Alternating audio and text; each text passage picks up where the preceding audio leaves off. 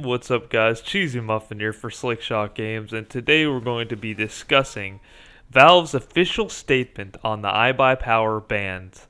Now, if you don't know the story, if you haven't already heard, in 2014, IBuyPower threw or fixed a match against netcodeguides.com. Ironically, Dazed is the co-owner of that. But anyways, they threw for skins, essentially money, because skins are money in the CS:GO scene. And they threw the game, and Valve found out they had evidence, and they banned 4 of the 5 members. Skadoodle was let out scot-free. He's currently on Cloud9. And months passed, a year passed, pretty much, and here we are, and people were really speculating that maybe Valve will unban them. Soon enough, there was a conspiracy saying NA teams were opening up spots for the iBuyPower members after they got unbanned or something, and people were really saying like, yes, it might happen, it might happen. And then yesterday, unfortunately, Valve came out with an official statement on their blog, saying the ban is indefinite. It reads, to clarify, the bans for these players are permanent, and players proven to have taken part in match fixing will be permanently banned.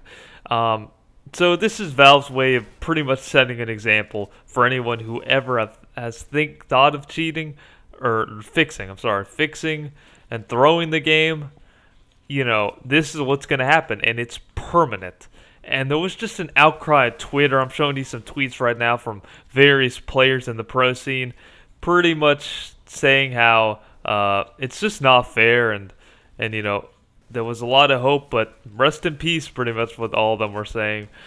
Light a candle or whatnot. But then it comes up with the idea that people who cheat, people who hack in some of the events or in the pro scene, those players are getting less time than these 4 players that threw the game. So essentially, some of the players were saying how cheating gets less of a penalty than fixing a match. It's like permanent ban, but yet you see these cheating players, they get a second chance, and it doesn't really make sense. It's like if you think about it, somebody who murdered somebody gets less time than somebody who's doing drugs. Kind of like it's kind of like that.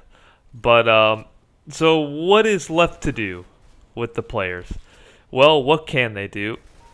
As I said, they do stream occasionally. Dazed, Swag, and Steel are well known in the Twitch scene, at least. What they can do is, I guess they can make a team and participate in non-Valve sponsored events and try to win tournaments like that. But as far as DreamHack and Cologne, those they will not be able to enter, and those are the big ones. Those are the big prizes. But that's what they can do, or they can just stream. Full-time streaming. Steel, Dazed. Dazed said that's what he wanted to do, essentially, and I really hope he does because he's a great streamer. But yeah, essentially, what do I think of this? Well, throwing the game, fixing the game was really bad. And I'm sure they didn't know it at the time that it was going to pretty much ruin their careers. But yeah, it did. And what do I think? If they really do want to compete, that's the way to go. That's what I would do. I would make a team maybe and just participate, I guess, in the NA events, CEVO, I don't know, stuff that aren't Valve sponsored. And, try to win tournaments and stuff like that. That way, I guess. Do I think they should be unbanned? I do. I really do think they should be unbanned. I think permaban's a bit much, if you ask me. Yeah, they deserved a penalty for this. This was bad as far as integrity goes. Just really scummy move on their part. But do they deserve to be permanently banned, forever? I don't know. I think that's a bit of a stretch. I think 1 or 2 years of being banned is good enough. But then again, half of me thinks that it's to set an example, and pretty much end any thoughts of throwing or fixing any matches in the future. but I still think that the penalty is a bit much. What do you guys think in the comments? Please tell me below. What do you guys think? You think that maybe Valve will change their minds? Probably not, but what do you guys think below? Alright, thanks for watching. Bye-bye.